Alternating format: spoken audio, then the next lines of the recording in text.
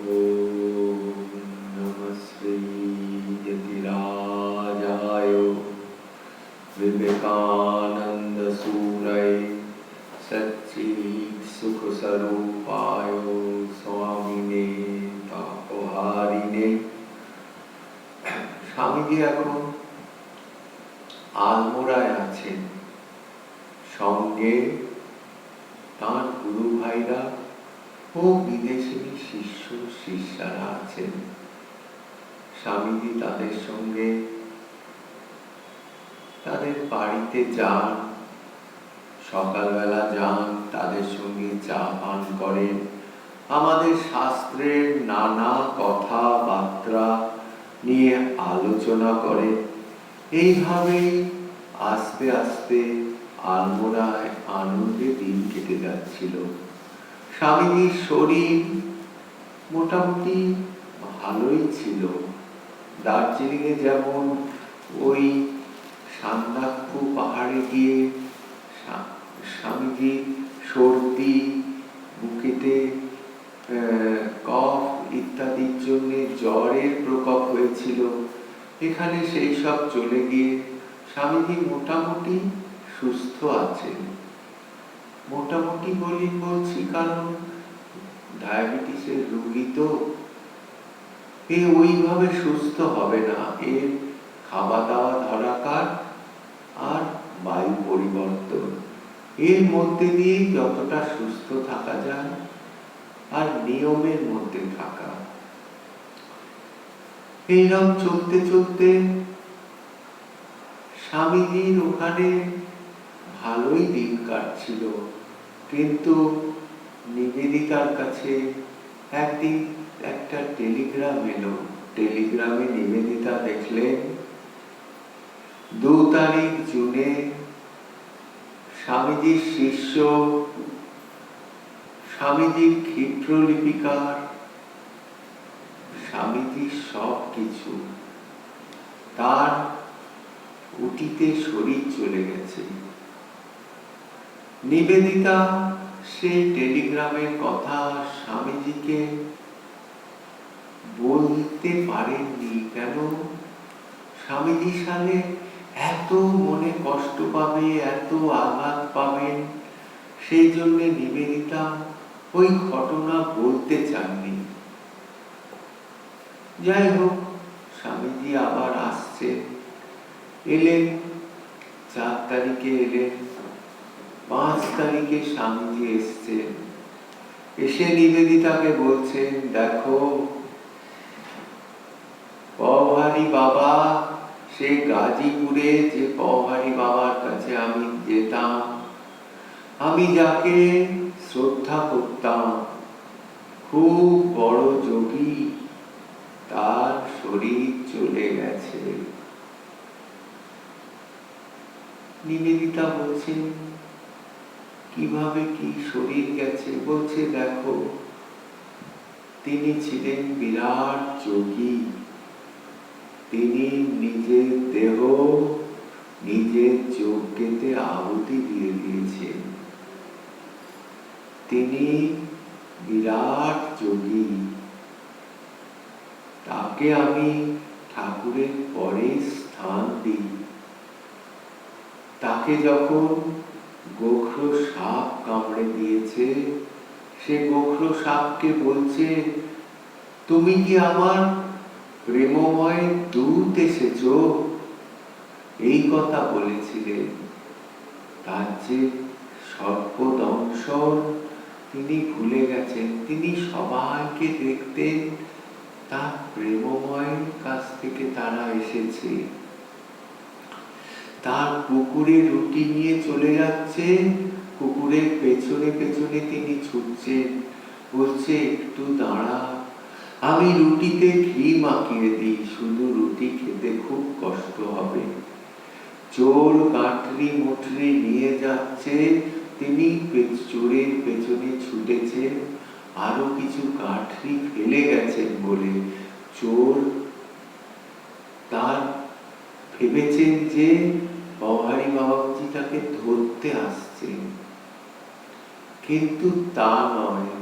তিনি আরো কিছু গাঁঠরি চোরকে দিতে যাচ্ছেন। কেন? তিনি ভেবেছেন চোর বুঝি ভুল করে ফেলে গেছে, তাই বলছেন, বাবা তুমি এটা ফেলে গেছো, তুমি এটা নিয়ে যাও। এই ছিল সেই পওহারী বাবা। তার শিষ্যরা প্রশ্ন করেছিলেন যে স্বামীজি, তিনি যে নিজের শরীর নিজের স্বইচ্ছায় ছেড়ে দিয়েছিলেন, এটা কি ঠিক কাজ করেছিলেন?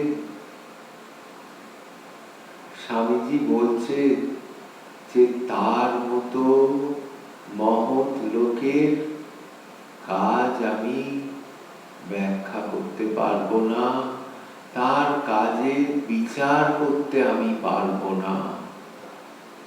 তিনি নিশ্চয়ই ভালো বুঝেছেন, তাই তার শরীর নিজের যজ্ঞাগ্নিতে আহুতি দিয়ে দিয়েছিলেন। এইরকম সব অনেক কথা হতে হতে স্বামীজি এবার বললেন যে কাল রাত্রিতে আমি ওই আমার বাড়িতে খবর পেলাম গডউইনের শরীর চলে গেছে। নিবেদিতারা যে কথা স্বামীজিকে বলতে চাননি, কেন স্বামীজি খুব কষ্ট পাবেন, কিন্তু স্বামীজি থমসন হাউসে থাকতেন মিস্টার সেভিয়ারের কাছে। সেখানে কেউ গডউইনের মৃত্যু সংবাদ তাকে দিয়েছিল। স্বামীজি আজ নিবেদিতার বাড়িতে এসেছিলেন খুবই ভারাক্রান্ত মন নিয়ে। গডউইনের শোক উনি সামলাতে পারছেন না। আস্তে আস্তে চলে গেলেন, কিন্তু আবার বিকেলে এসেছেন। বলেছেন গডউইনের যার শরীর চলে যাওয়ার কথা তিনি যেখানে শুনেছেন, সেখানে গেলেই সেই কথা তার মনে আসছে। তিনি আর ওই বাড়িতে থাকতে পারছেন না। গডউইন ছিল স্বামীজির কলম। স্বামীজি বিদেশে যত লেকচার দিয়েছেন, গডউইন সমস্ত লেকচার, তিনি স্টেনোগ্রাফার ছিলেন, তিনি সমস্ত লেকচার তুলে রাখতেন, পরে টাইপ করতেন, টাইপ করে স্বামীজিকে দেখাতেন। স্বামীজি একবার বলতেন যে আমার লেখা, আমার বক্তৃতা লোকে ভালো বললে যতটা আমাকে বলবে, ততটা গডউইনকেও বলবে। কেন? গডউইনের এর পেছনে অনেক অনুদান আছে। আবার কখনো কখনো বলেছে যে আমার ডান দিক থেকে ডান অঙ্গ আমার বিচ্ছিন্ন হয়ে গেল। এইভাবে গডউইনের কথা বলেছেন। গডউইন ম্যাড্রাসে একটা পত্রিকা কাজ করতেন, কিন্তু ম্যাড্রাসে তখন টাইফয়েডের মহামারী দেখা দিয়েছিল। তখন টাইফয়েডের কোনো ওষুধ বেরোয়নি। টাইফয়েড হওয়া মানে নিশ্চিত মৃত্যুর কাছে চলে যাওয়া। কেউ কেউ বা টাইফয়েড থেকে ফিরে আসতেন। ফিরে আসার পর তাদের হয়তো এক একটা অঙ্গ চলে যেত, কারো কানে শোনার ক্ষমতা চলে যেত, কারো চোখের দেখার ক্ষমতা চলে যেত। এরকম নানা শরীরে নানা বিশাল বিশাল ক্ষতি হয়ে যেত। আর বেশিরভাগ মানুষ চলেই যেত, আর ফিরে আসতে পারত না। এইভাবে গডউইন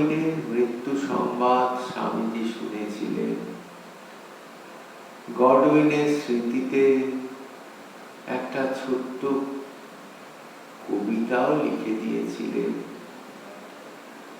সেই কবিতা স্বামীজি তার মায়ের কাছে আমেরিকায় পাঠিয়ে দিয়েছিলেন। স্বামীজি ঠিক করলেন আর আলমোড়ায় তিনি থাকবেন না। এইরকম ঠিক করতে করতে স্বামীজির আর একটা দুঃসংবাদ এসে গেল। পর পর দুঃসংবাদ এসে যাচ্ছে। গডউইনের দুঃসংবাদ, পওহারী বাবার চলে যাওয়া, শরীর ছেড়ে যাওয়ার দুঃসংবাদ। এবার দুঃসংবাদ এলো প্রবুদ্ধ ভারতের যে সম্পাদক ছিল রাজা মায়ার, সেই রাজা মায়ারের ৩৬ বছর বয়সে শরীর চলে গেল।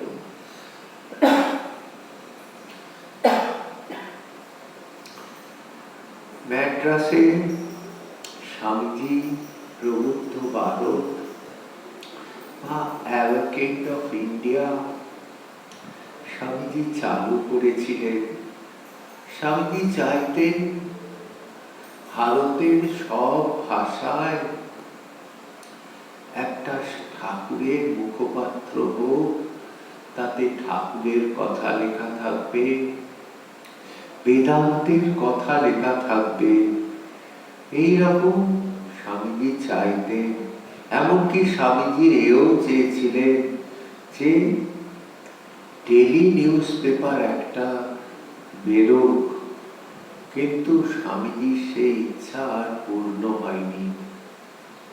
যেমন বাংলা ভাষায় উদ্বোধন, সেই রকম ইংরেজিতে অ্যাডভোকেট অফ ইন্ডিয়া, প্রবুদ্ধ ভারত নামে বেরোত।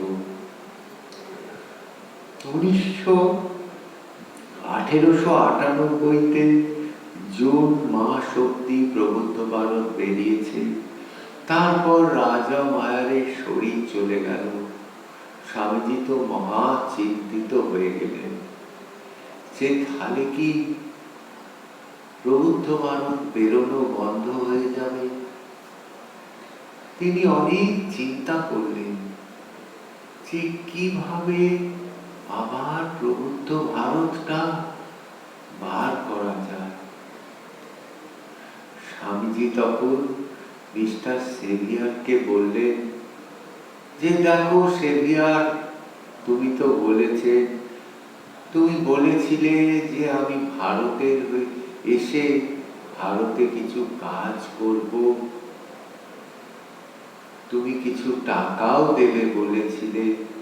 এই দেখো প্রবুদ্ধ ভারতে 3000 সাবস্ক্রাইবার আছে,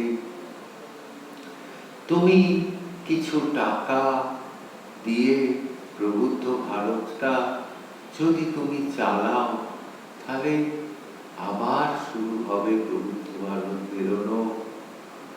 আর সঙ্গে আমি তোমাকে স্বরূপানন্দকে দেব, সেই অজয় হরিকে দেব, যে অজয় হরি সম্বন্ধে বলেছিলেন অজয় হরির মতো কর্মী পাওয়া,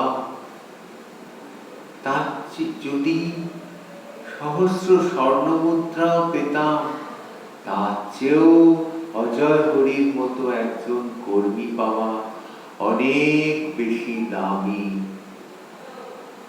সেই অজয় হরিকে আমি তোমাকে এডিটর হিসেবে দিচ্ছি। সে বেদান্ত ইংরাজিতে বার করার পক্ষে, এডিট করার পক্ষে তার যথেষ্ট জ্ঞান ছিল। সঙ্গে আমি তো তুরীয়ানন্দকেও দিচ্ছি।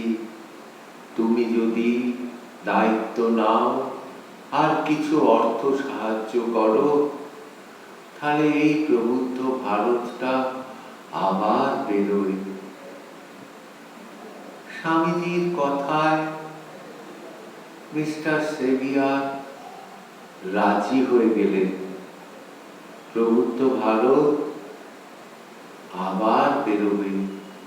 আর বলেছিলেন যে দেখো সেভিয়ার, তোমাকে এর জন্যে ম্যাড্রাসে যেতে হবে না, তোমাকে এর জন্যে আমাদের বাংলায় যেতে হবে না। তুমি তো বলেছিলে যে ওখানকার ওয়েদার তোমার সহ্য হবে না, তোমার এই পাহাড়ের ওয়েদার সহ্য হবে, তুমি এখান থেকেই পার করো। সকলের মত অনুসারে প্রভুত্ব ভারত স্থান পরিবর্তন করে আলমোড়া থেকে প্রকাশিত হবে এই ঠিক হয়ে গেল, এবং ওই থমসন হাউস থেকেই প্রকাশিত হবে। 1898 খ্রিস্টাব্দে আগস্ট মাস থেকে আবার প্রবুদ্ধ ভারত বেরোনো শুরু হলো।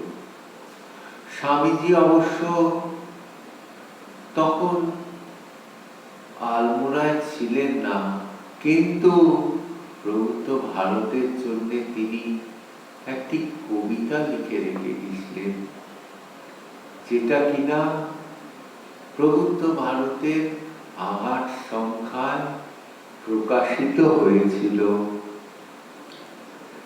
এইভাবে প্রবুদ্ধ ভারত আবার নতুন ভাবে নিরবিচ্ছিন্ন ভাবে প্রকাশ পেয়ে যাচ্ছে। এই আলমোড়ার পর থেকে প্রবুদ্ধ ভারত চলে যায় মায়াবতীতে।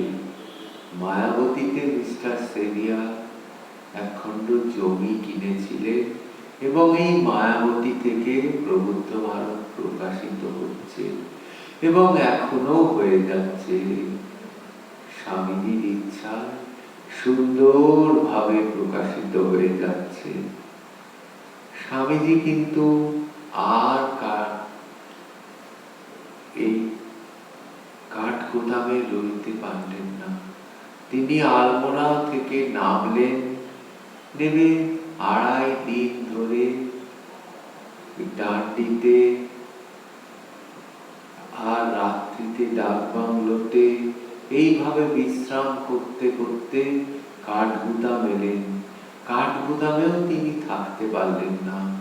কাঠগুদাম থেকে ট্রেনে করে তিনি চলে এলেন রাওয়ালপিন্ডিতে।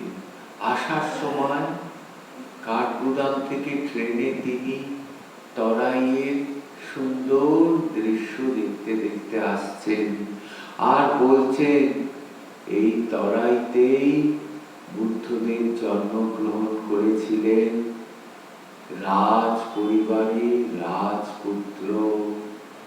এই তরাই থেকেই তিনি গৃহত্যাগ করেছিলেন এবং বোধি লাভ করেছিলেন, আর জগৎকে একটা দিক নির্দিষ্ট করে দিয়েছিলেন, জগৎকে একটা দিশা দেখিয়েছিলেন। এইভাবে তরাইতে এসে উনি বুদ্ধদেবের স্মৃতি জাগরুক হয়ে গেল। বুদ্ধদেব তো স্বামীজি বুদ্ধদেবের বলেছিলেন না যে আমি বুদ্ধের দাসানুদাস।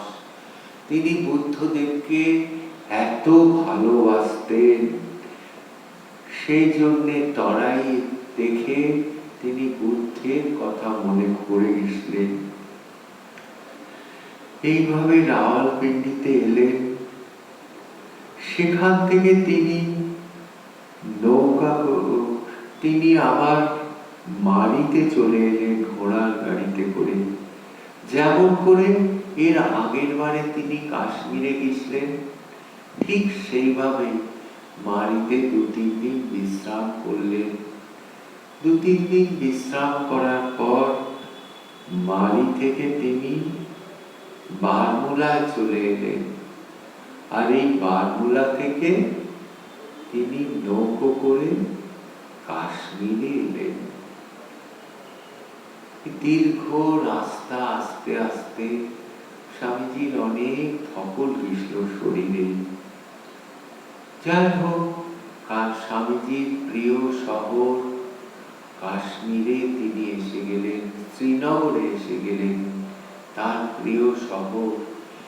এর আগের বারে যখন তিনি শ্রীনগরে এসেছিলেন, তখন তাকে নানা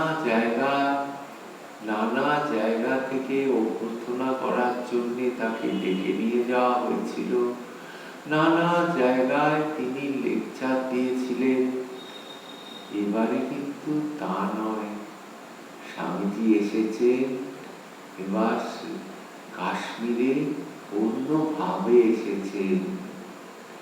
কাশ্মীরে এলেন, এসে স্বামীজির এবার কাশ্মীরে কোথাও বিশেষ লেকচার দেয়া, সম্বর্ধনা সভা ইত্যাদি ছিল না। সেইবারে কাশ্মীরে যখন তিনি ছেড়ে যাচ্ছেন, তখন বলছেন যে আমার ছেড়ে যাওয়ার, কাশ্মীর থেকে চলে যাওয়ার একদম ইচ্ছে নেই। কাশ্মীর আমার খুব ভালো লেগেছে, এটা তপস্যা স্থান, সাধু সন্ন্যাসী স্থান। এখানে এলে মন স্বাভাবিক শান্ত হয়ে যায়। আর স্বামীজির মন তো এখানে এলে অনন্তে লীন হয়ে যায়। তাই স্বামীজি আবার কাশ্মীরে চলে এসেছেন। কাশ্মীরে আছেন, স্বামীজি আছেন। স্বামীজির কিন্তু এবারে সঙ্গে কোনো গুরু ভাইরা নেই, শুধু স্বামীজির সঙ্গে তার বিদেশিনী শিষ্যারা আছেন। গুরু ভাইদের এবারে তিনি সঙ্গে আনেননি, সেবারে তার সঙ্গে গুরু ভাইরা ছিল, স্বামীজির শিষ্যরাও ছিল। এবার স্বামীজি এসছেন কাশ্মীরে, তিনি নিভৃত বাস করবেন।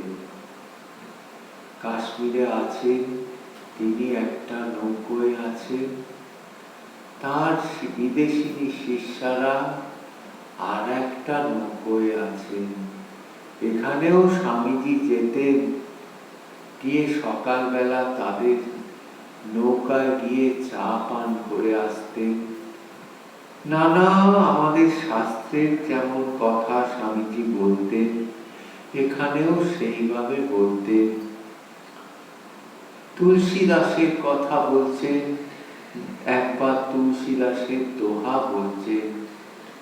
তারা তো তুলসী দাসের দোহা জানেন না। স্বামীজি বলছেন, तुलसी जब जग में आइए सबसे मिलिए थाय, ना जाने कौन भेग से नारायण मिली जाए। বলছে তুলসী জগতে এসেছে, সবাই কার সঙ্গে মেলামেশা করছেন। কেন?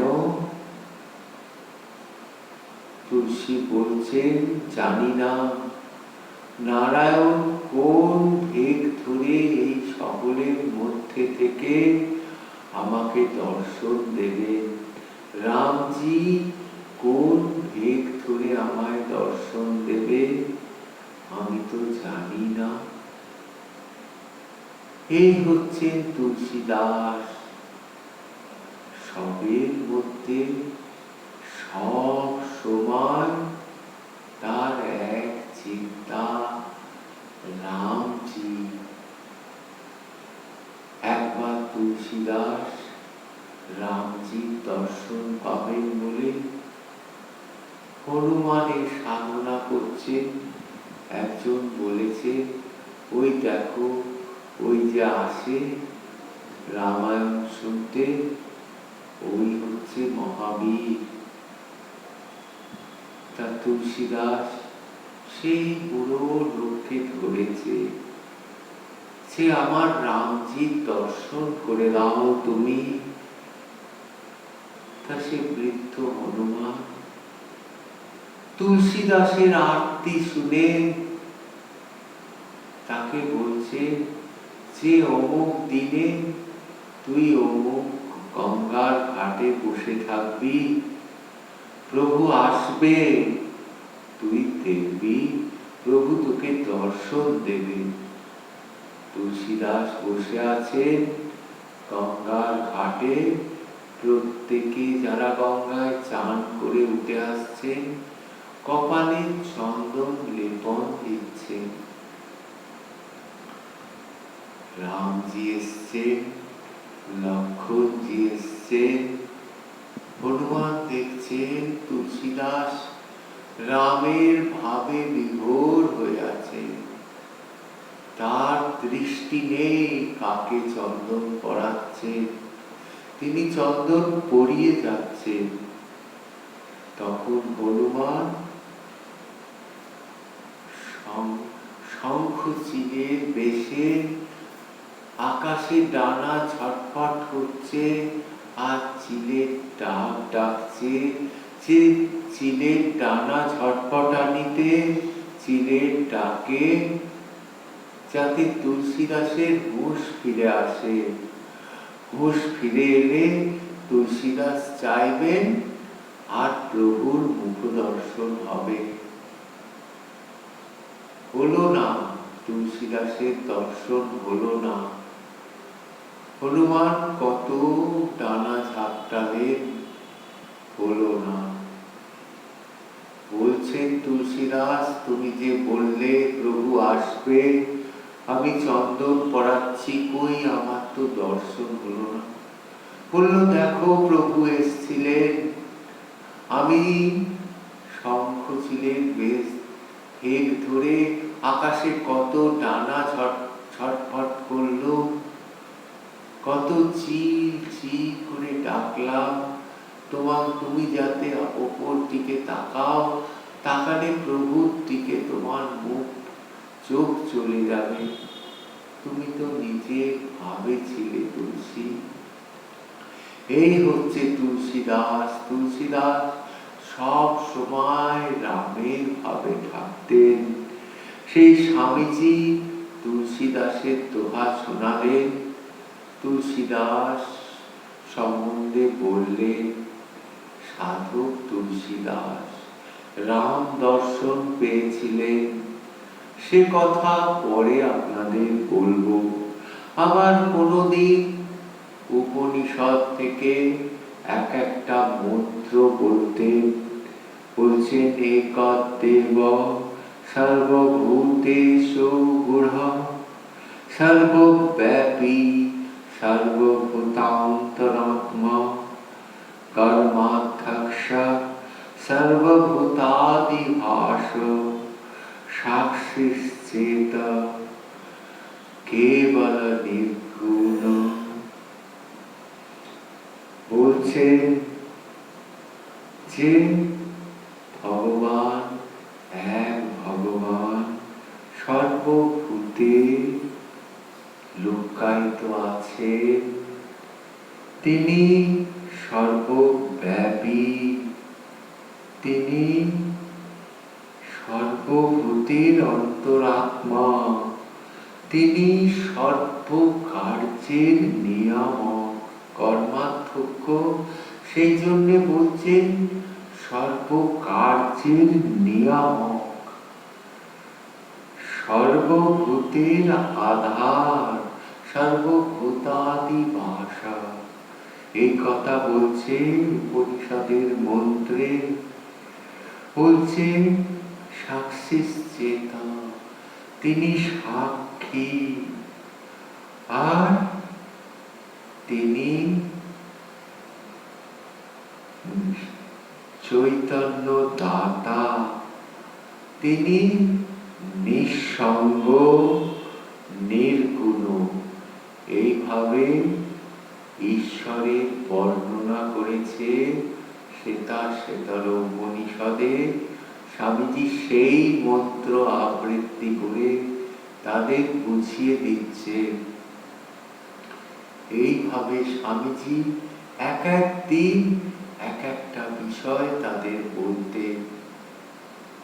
এই হচ্ছে স্বামীজি তাদের ভারতবর্ষের শাস্ত্র সংস্কৃতি সব শিখিয়ে দেবেন। সময় খুব অল্প, সেই জন্যে এইভাবে স্বামীজি তাদের নিত্য নিত্য এক একটা বিষয় বলতেন। জয় তো স্বামীজি, জয় তো স্বামীজি, জয় তো স্বামীজি।